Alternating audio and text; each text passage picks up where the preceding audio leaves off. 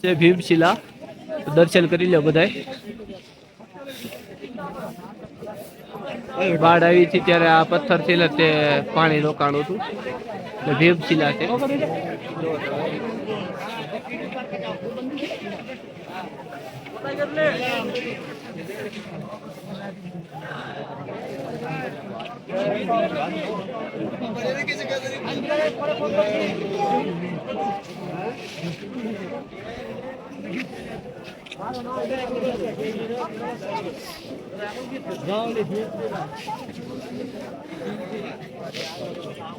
બાબા કેદારનાથ ના મંદિર ની પાછળ આ ત્રિશુળ જો કેવડા કેવડા મોટા છે.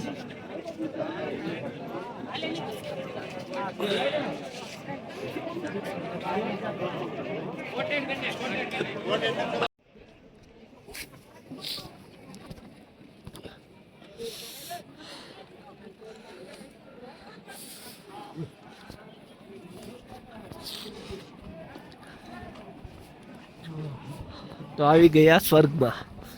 આ છે સ્વર્ગ, સ્વર્ગની જમીન ઉત્તરાખંડ દેવભૂમિ. જો બાબા કેદારનાથ.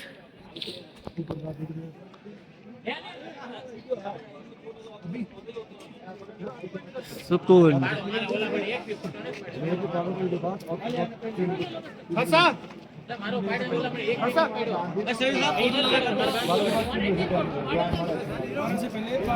આ છે ભીમશિલા, જો અહીંયા એટલી દૂર છે મંદિરથી. મસ્ત છે લોકેશન, જોવો તો ખરા ખાલી દિલ ખુશ થઈ ગયું. તો મિત્રો જરૂરથી રાજસ્થાની ભોજનાલય ભંડારા હોટલ છે બધી રેન્ટ પર રાખો એટલે 10,000 રેન્ટ છે અત્યારે હોટલનો. હવે ટેન્ટ રાખ્યો છે 4500 રૂપિયામાં. 12 જણા રહી શકે ટેન્ટમાં. હવે 5 જણા છે. હર હર મહાદેવ, હર હર મહાદેવ, હર હર મહાદેવ.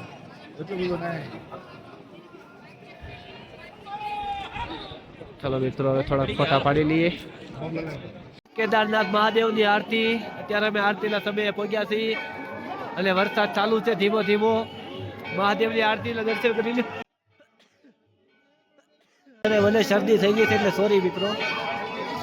દર્શનની લાઈન લો તમે, આ ભીડ છે એ દર્શનની લાઈન ની છે.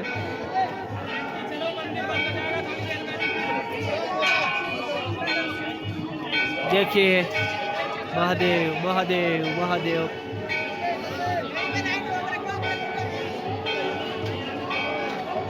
કરી લ્યો બધા મિત્રો દર્શન મહાદેવના. આરતીનો સમય છે અત્યારે. જય શ્રી કેદાર. અને ભલે થોડી શરદી થઈ ગઈ છે એટલે વારા ઘડીએ શીખ આવે છે તો માફ કરી દેજો મિત્રો.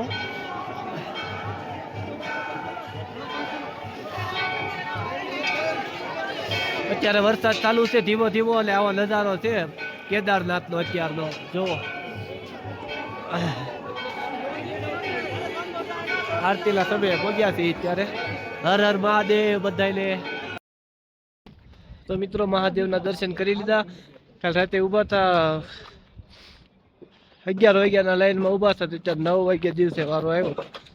બહુ સુકૂન મળ્યું. 2 વાર સ્પર્શ કરવા મળી શિવલિંગ ને મહાદેવની. દર્શન કરી લીધા અને હવે જઈ છીએ ટેન્ટ બાજુ. ને ટેન્ટેથી બપોરના સમયે હાલવા મળશું એટલે ગાડી છે ત્યાં વયા જાવ. હવે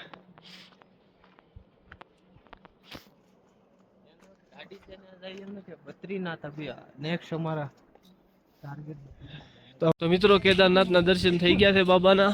બહુ સારા દર્શન થયા. લાઈનમાં ઊભું રહેવું પડ્યું હતું. 11 વાગ્યાના ઊભા થયા એટલે 9 વાગ્યે 9:30 સવારમાં વારો આવ્યો. એટલી ઘડી અમે લાઈનમાં ઊભા રહ્યા હતા. દર્શન બહુ મસ્ત થઈ ગયા. બસ હવે નીકળીએ છીએ અહીંયાથી.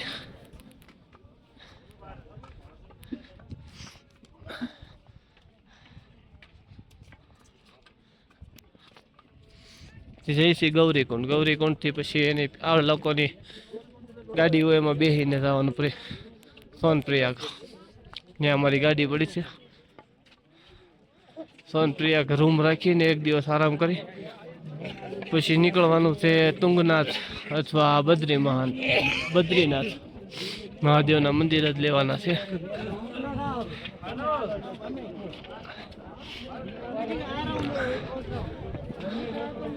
ચડવામાં તો બહુ ભીડ પડી છે, હવે ઉતરવામાં જેમ થાય એમ જોયું છે.